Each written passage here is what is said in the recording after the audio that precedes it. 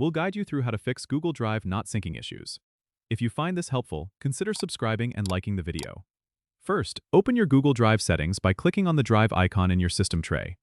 You need to ensure that your Google Drive is connected and syncing properly.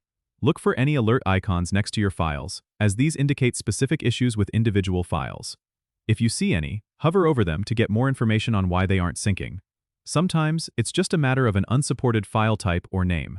Next, click on the Settings gear icon and go to Preferences. Here, make sure that the folders you want to sync are actually selected in the My Laptop or My Computer tab. If they aren't checked, check them to include them in the sync. If everything seems fine on that front, go to the Google Drive website in your browser. Sometimes, your drive might be full, which prevents further syncing. Check the storage status at the bottom left to see if you're over the limit.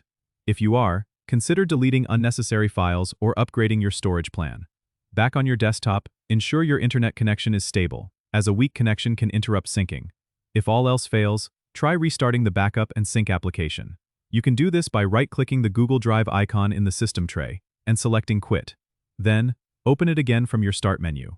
This can resolve many minor glitches. Sometimes, the issue is with the application itself, so make sure you have the latest version installed. You can check for updates by going into the settings and looking for an update option. Finally, if you're using antivirus software, ensure it's not blocking Google Drive. You might need to add it to your list of allowed applications. These steps should help you get your Google Drive syncing properly again. Don't forget to subscribe and comment if this helped you out.